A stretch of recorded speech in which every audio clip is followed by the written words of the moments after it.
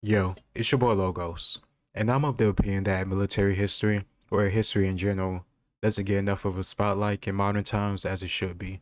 It has a lot of lessons and teachings we could learn from today, and that's why when we add to the top 20 battles that changed history, at least according to Watch Mojo, there are so many battles, campaigns, generals, or different events throughout history, so it's hard to make a top 10, or at least a top 20 or even 50 in my opinion. But hopefully with this list, I can provide some more context, details, because I do have some knowledge about classical, ancient, medieval, and some more modern history. I don't know everything, so I'm always happy to learn. So if there are any details or battles or wars you want to put in the comments, please do so. I'll definitely look them up and try to learn more about them. In my last video, I learned about this military figure called Khalid Ibn. He was part of the Islamic explosion that took over the Byzantine Empire in the Middle East and the Sassanid Persian Empire. I'm gonna learn more about him, so if you have more people, please tell me. Let's get into this video because I'm very interested to see what's the top 20. Finally, the bombardment ceased. The whistles of the officers shrieked out along the front. Welcome to Watch Mojo, and today we're counting down our picks for the top 20 battles that changed history. For this list, we're looking at wartime military engagement that had significant impacts on human history. Which of these fascinates you? What would the world look like if these battles had gone differently? Let us know in the comments. Number 20, the Battle of Actium. After Julius Caesar's assassination, rulership of Rome was shared between Octavian, Mark Antony, and, for a time, Marcus Aemilius Lepidus. Antony married Octavian's sister, but fell in love with Egyptian Queen Cleopatra. He even formally recognized her son Caesarion as Caesar's true son and heir. Octavian suspects his rival has been seduced by her power. He realizes that together, Antony and Cleopatra pose a threat to his ambitions. This led to civil war with Octavian, which, on September 2nd, 31 BC, culminated in the Battle of Actium in the Ionian Sea. It ended with Antony defeated and taking his own life, as did Cleopatra. Octavian became the first Roman emperor, taking the name Augustus Caesar and leading Rome into an era of prosperity and expansion, now known as the Pax Romana. After she and Antony die, Octavian assumes the name Caesar Augustus and founds the Roman Empire. Had Octavian lost the Battle of Actium, both Roman and Egyptian history would have taken very different courses. So you can say that the modern world evolves out of the events resulting from the Battle of Actium. Number Kind of yes and no, because I think if Octavian would have lost and if he would have died, it's just likely that Antony would have took over that prime position of power of the most respected and powerful person in Rome. Also, at the same time, he was an enemy of Rome due to the machinations and political maneuvering of Octavian. One person I don't think get enough credit or is not as known in history is Marcus Agrippa. If it wasn't for Marcus Agrippa and his loyalty to Caesar Augustus Octavian, I don't think Caesar Augustus would have been the Roman emperor or wouldn't have got anywhere close to where he got to. And I'm just saying because Marcus Agrippa, military-wise, and his loyalty and his dedication and just discipline was everything that Octavian needed to get the power. Because Octavian wasn't really a good military general. Plus he had health problems and illnesses, but luckily he had Agrippa to back him up, take control of the empire when he was sick, and also lead many of his greatest battles. Marcus Agrippa did so many amazing, incredible things, like building a lake in Italy to train a new navy during the Civil War. I could go on about Marcus Agrippa, but let's get to the next one. Number 19, the Siege of Yorktown. A decisive battle in the American Revolutionary War, the Siege of Yorktown took place throughout the fall of 1781. At his headquarters in New York, Commander-in-Chief George Washington saw the present crisis unfold and observed, "We're at the end of our tether, and now or never, our deliverance must come." On one side was George Washington and France, and on the other, Lord Cornwallis and Great Britain. After nearly a month of fighting, Cornwallis surrendered. The British march from the ruined remains of Yorktown. They stack their weapons and surrender their flag. This led to the Peace of Paris, which marked the end of the First British Empire, with the 13 colonies forming the United States of America. The success of the American Revolution also helped inspire the French Revolution in 1789. That's The true. Western world would look very different today had Britain won at Yorktown. When Lord North, the British Prime Minister, learns of the defeat a month later, he blurts, "Oh God, it is all over." Number 18, the Battle of Badr. Also known as the Day of the Criterion, the Battle of Badr ensured the survival and expansion of Islam. Brothers, we hold the wells. In 622, Muhammad and his followers fled persecution in Mecca, moving to Medina. 2 years later, Muhammad sought to raid a Meccan caravan at the town of Badr. The caravan requested help from Mecca, who sent an army to the rescue, led by polytheist leader Abu Jahl. The Muslims broke the Meccans' charge and emerged victorious. The Battle of Badr is highly regarded by practicing Muslims, as it strengthened Muhammad's power and allowed Islam to flourish into the world religion it is today. However, the historicity of the battle is debated, as written accounts didn't appear until 2 centuries later.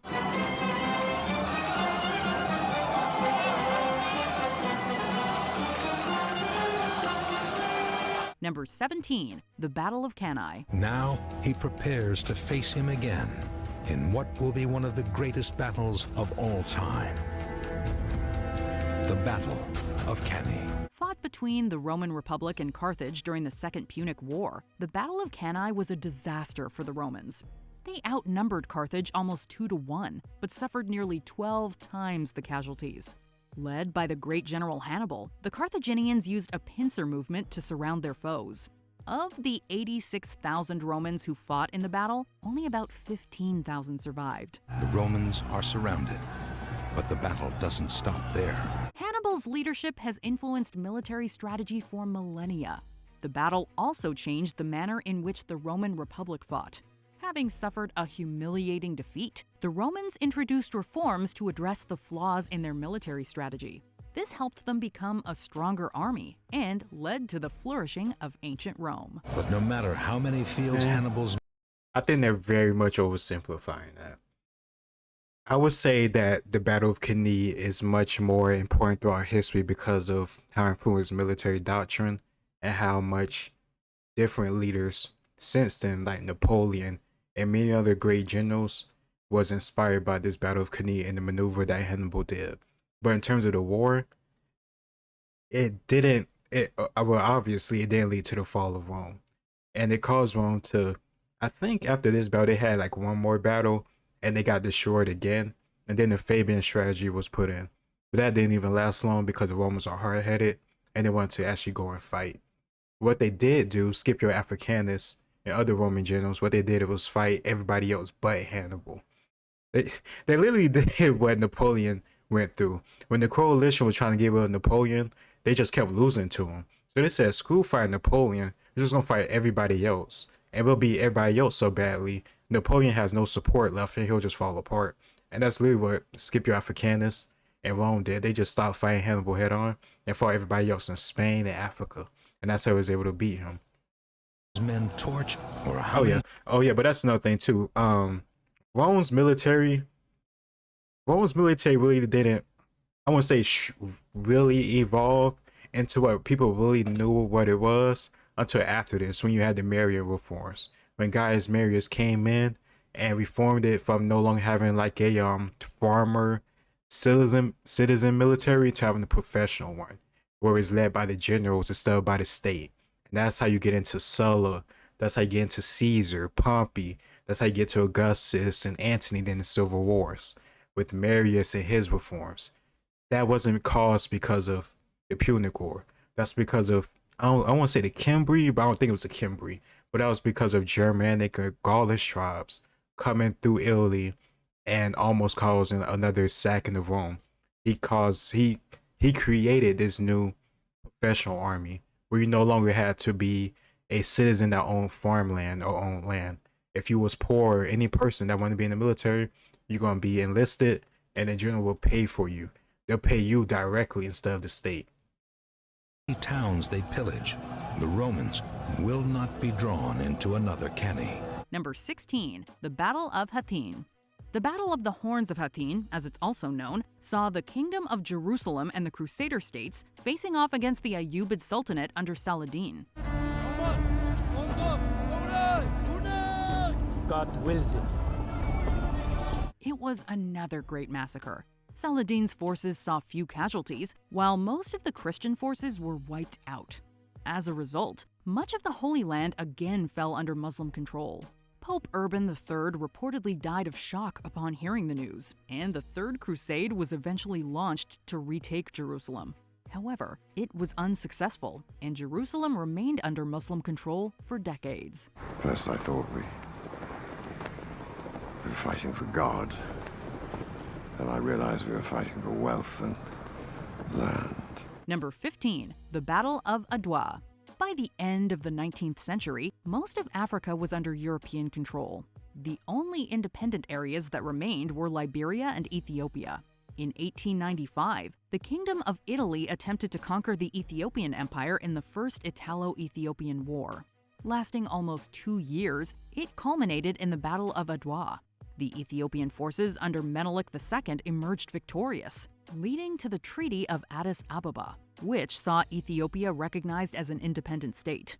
Ethiopia's victory went on to inspire African nationalists fighting for decolonization, as well as leaders of Pan-Africanism. To many historians, the Battle of Adwa was a stunning victory for Ethiopia.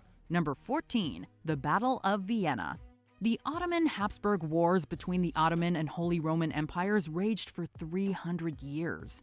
Fought through the summer of 1683, the Battle of Vienna marked an important turning point. The fall of Vienna would open the door for the Ottomans to conquer all of Western Christendom. The Ottomans had laid siege to Vienna for 2 months.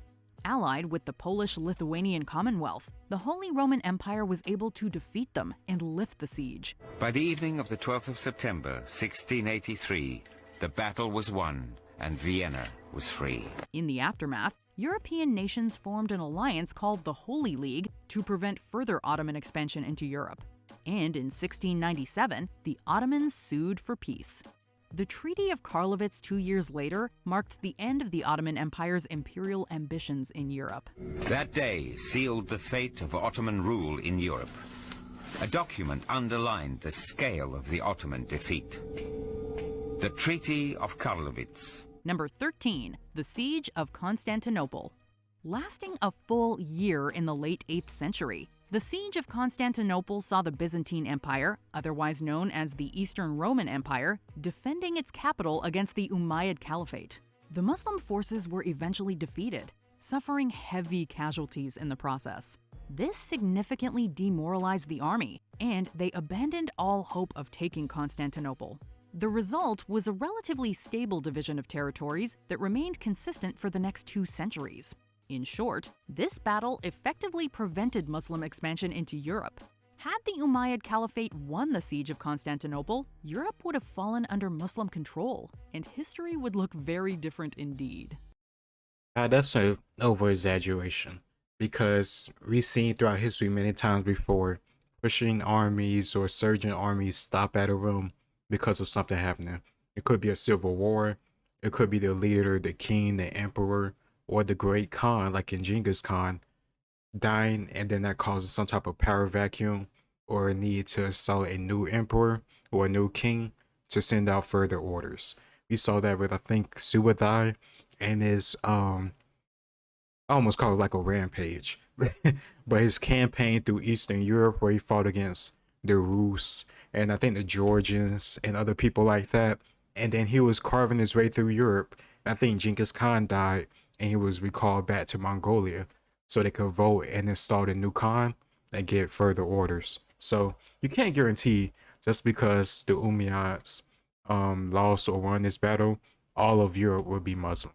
It's just not guaranteed. You could say the Battle of Tours. I think I'm getting that battle right between the Muslims in Spain and France. Could have been that, but even then, you could make the same type of thoughts and ideology. It was a very important battle, but it doesn't guarantee Muslim expansion or Islamic dominance over Europe. Number 12, the Battle of Shupang. Taking place during the Chinese Civil War, the Battle of Shupang was fought between the Republic of China and the People's Liberation Army, led by Communist Revolutionary Mao Zedong. Following the 2 months of fighting, the Republic of China army was left devastated. As a result, the Republic of China relocated to Taiwan, while the Communist forces moved north of the Yangtze River. 9 months after the Battle of Shupang, Mao officially founded the People's Republic of China. Today, the Chinese Communist Party continues to control the country. This might have changed had the Republic of China been victorious at the Battle of Shupang. Number 11. The Siege of Orleans. Between the 14th and 15th centuries, England and France were embroiled in the 100 Years' War. A turning point came when the English laid siege to the city of Orleans in central France. On April 29, 1429, Joan of Arc, a French peasant girl who claimed she was destined to rescue the country, arrived in Orleans. Follow me and I will give you victory! 9 days later, the siege was lifted. While the English still held power in the region, the French victory boosted morale, and the French army swelled with volunteers who wanted to fight under Joan.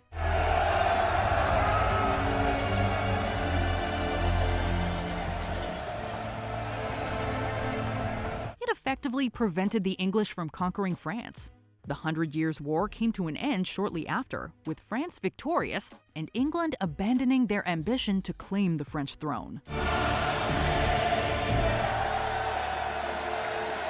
Number 10. The Battle of Boyacá. In the early 1800s, Venezuelan revolutionary Simón Bolívar fought to free South America from Spanish rule.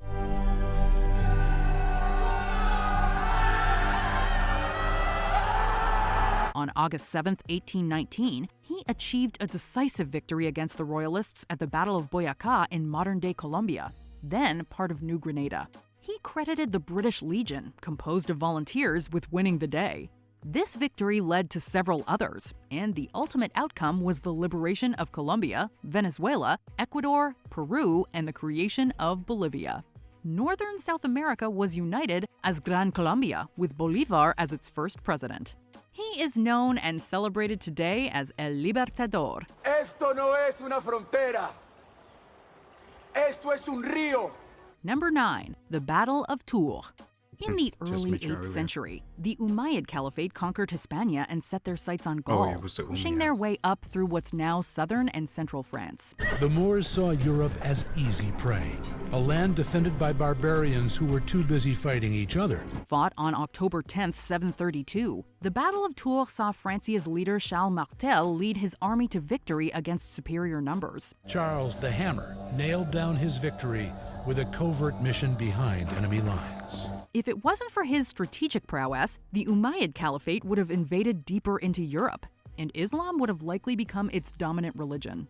Historians have credited Martel with preserving Christianity, although there is continued debate over the importance of the battle. It was his stunning victory at the Battle of Tours that earned Martel the nickname Charles the Hammer.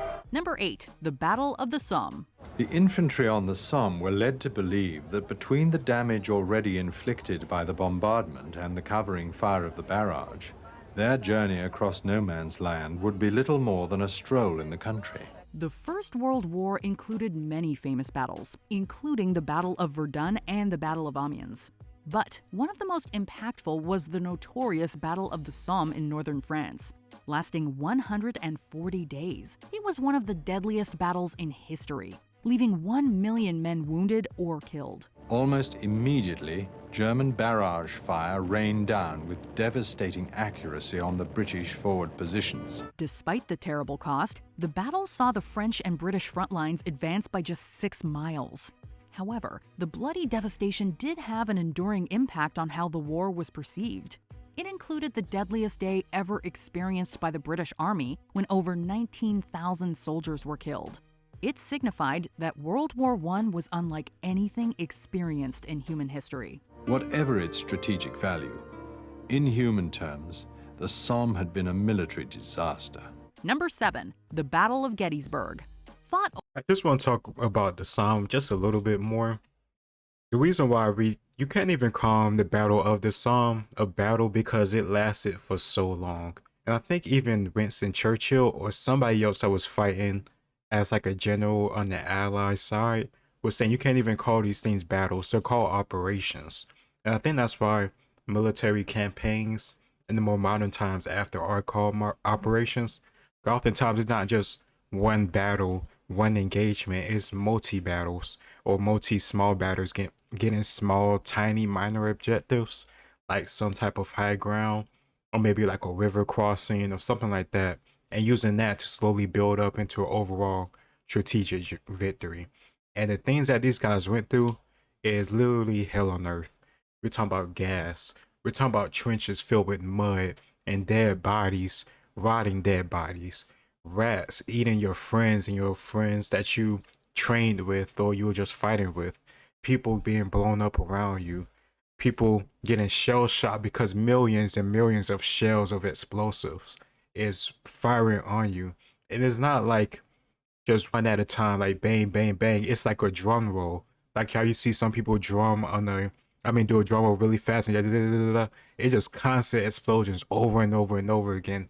Millions and millions and millions of shells landing around you, and people just dying and getting blown up. Like I understand I'm going into extreme detail, but World War One doesn't get enough exposure or detail or talked about compared to World War Two because of Nazi Germany and all that stuff. But seriously, the stuff they went through, literally hell on earth.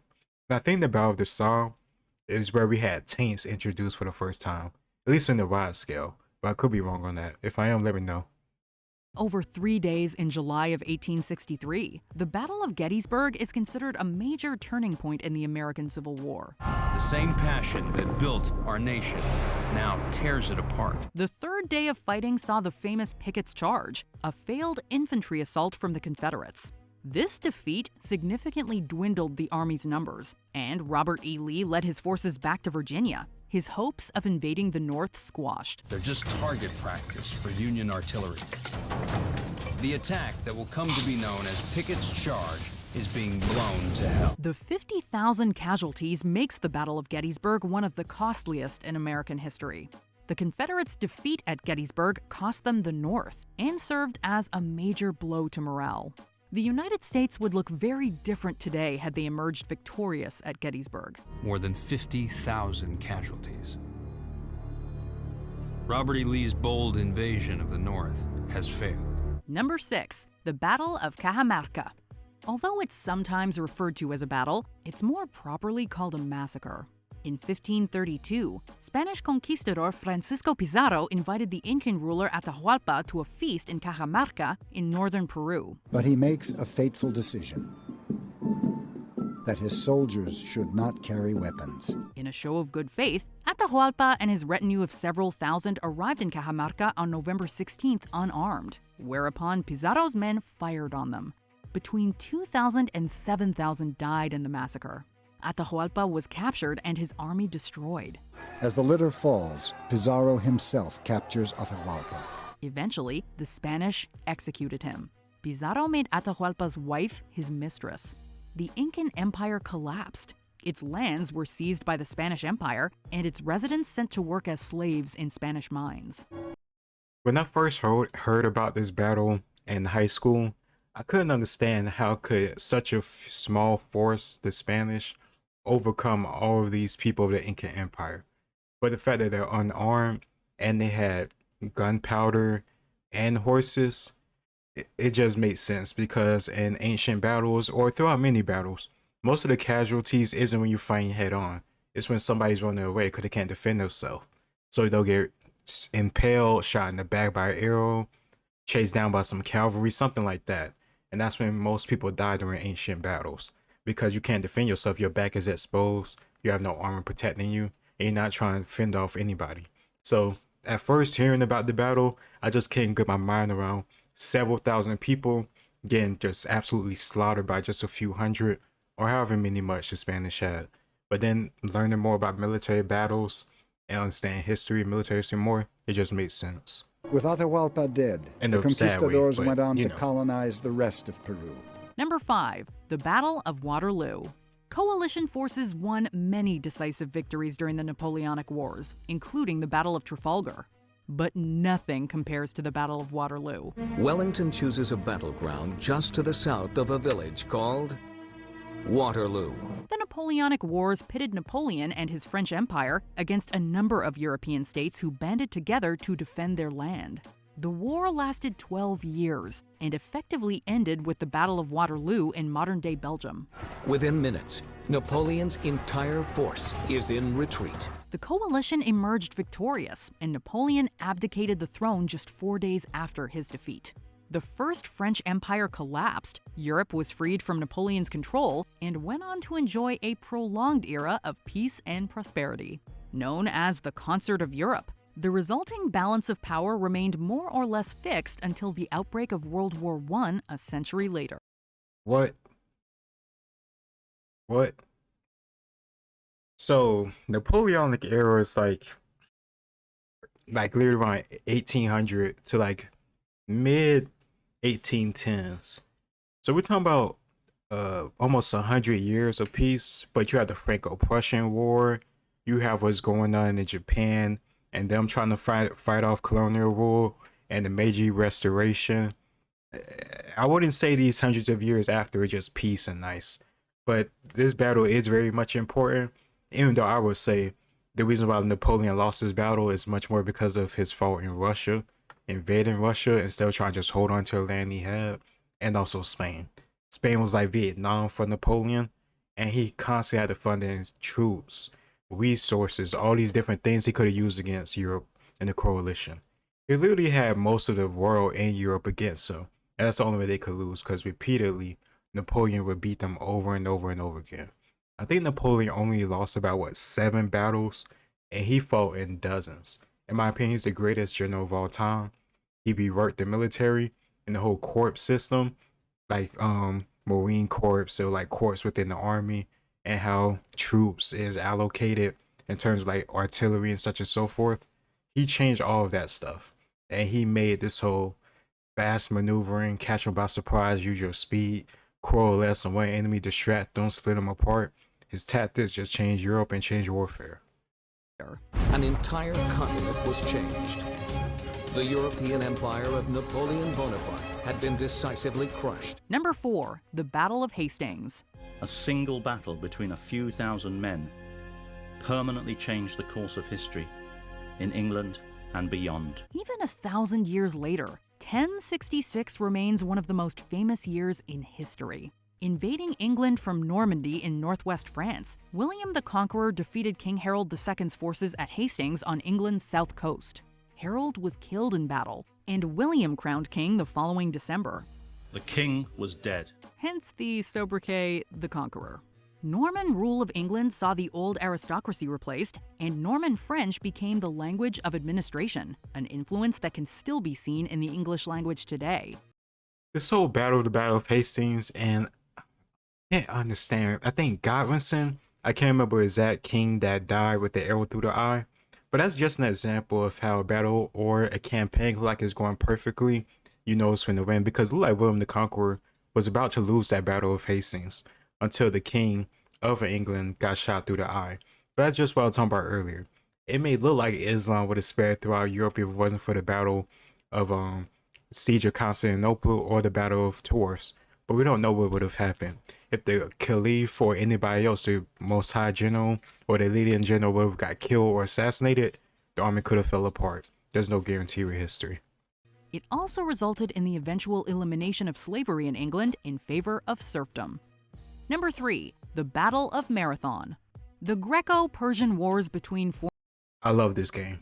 Like, easily top 5 favorite video game of all time, Total War. I have so much hours in it. And honestly, I don't understand why it took me so long to get this deep into history, but growing up at elementary school, I saw like the old History Channel, and they would use documentaries and video game gameplay like this to show different battles, and I loved it so much, and it looked so cool to me at the time.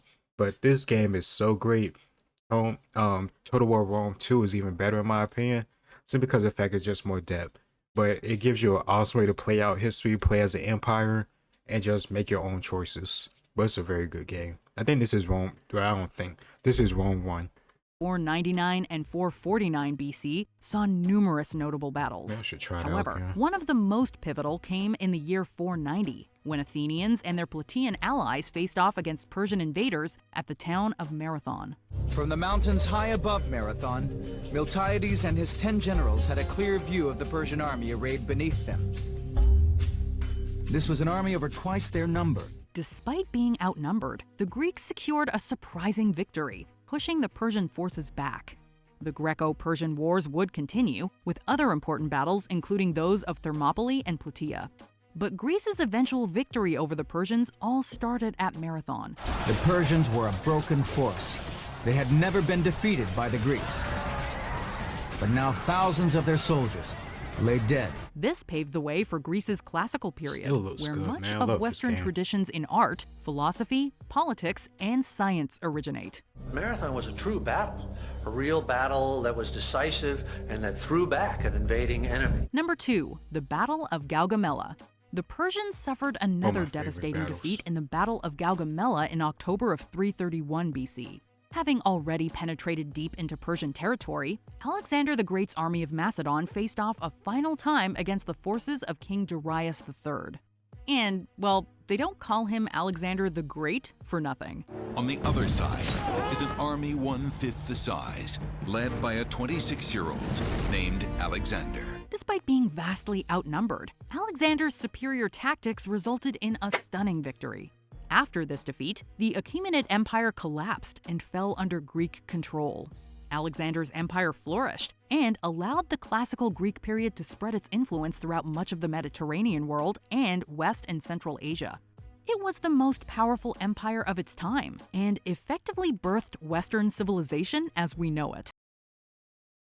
Not to diminish Alexander the Great, because outside of Caesar and Napoleon, I probably would say he's my favorite general of all time. But he was very lucky. He was born into a kingdom and into a military force that was just reformed by his father, Philip II of Macedon.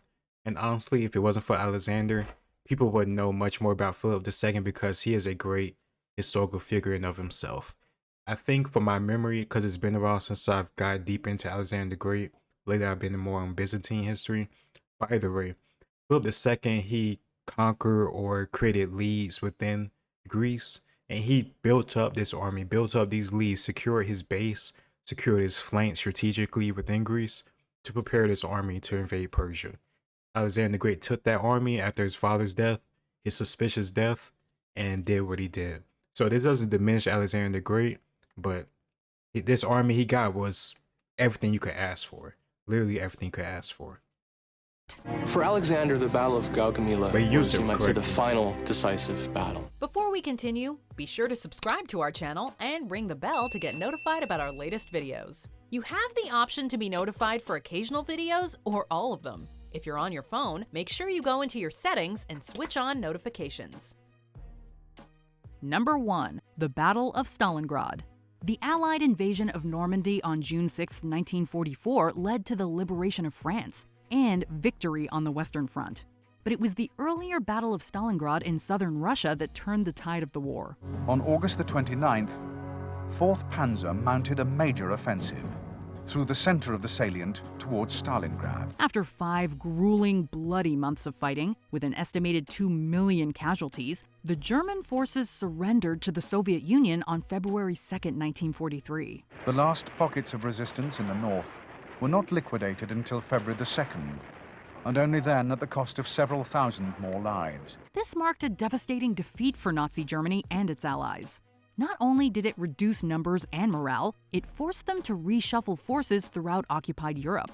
Hitler later blamed Stalingrad for his impending defeat, and historians tend to agree with him.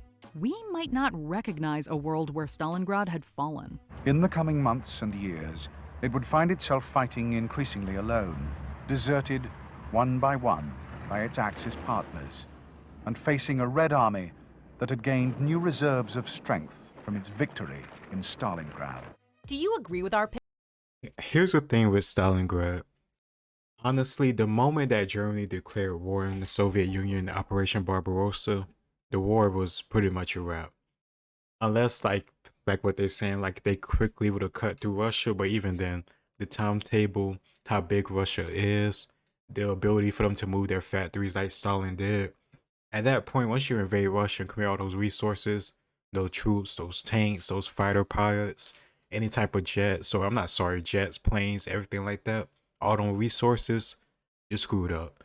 Because at that point, you have to keep focusing on the East while you're still fighting, trying to take over Britain, while you also at the same time in Africa, while also at the same time having an oil shortage, when you have an army, a modern army, using tanks and motorized trucks and other automobiles that need oil. Honestly, in my opinion, the moment that Operation Barbarossa went into effect, and no matter how much territory they gained, I think at that point it was going to be a wash. Unless the Soviet Union collapsed so quickly, so fast, that they didn't even have to push that far into Russia to get what they wanted. But that's just me. I'm not saying this because I'm upset about what Hitler did, but it just made no sense for him to do what he did. He claimed he did it for Lebensraum, or living space for the German people, but no matter what you think, what you say strategically in the military sense, it just made no sense. You don't even have the West completely conquered or taken care of, but at the same time you want to start a huge war in the East against a bitter monster. Like, Russia has a history of their winter and also mobilizing very slowly. It may take them a while to get their army up, but once they do, they are a force to be reckoned with. So this whole idea of Hitler going against the Soviet Union just made no sense. We were better off just being allies and playing into Stalin's, I don't know, somehow, someway believing into Hitler and thinking he's not going to invade the Soviet Union. Because from my understanding, Stalin really didn't see it coming and try to deny it the day or the night that it actually occurred. But that's just how I see things. History is very fluid. You get more evidence, you get more documents, and your opinion could change. Let me know what you think in the comments down below. I love doing stuff like this because I love military history, and I hope you liked it too. Let me know anything I might have missed or any facts you want to share, because I'll definitely read it. And I'll definitely start a discussion about it because I love history. It's your boy Logos. Like, share, and subscribe, and I'll see you next time. Peace.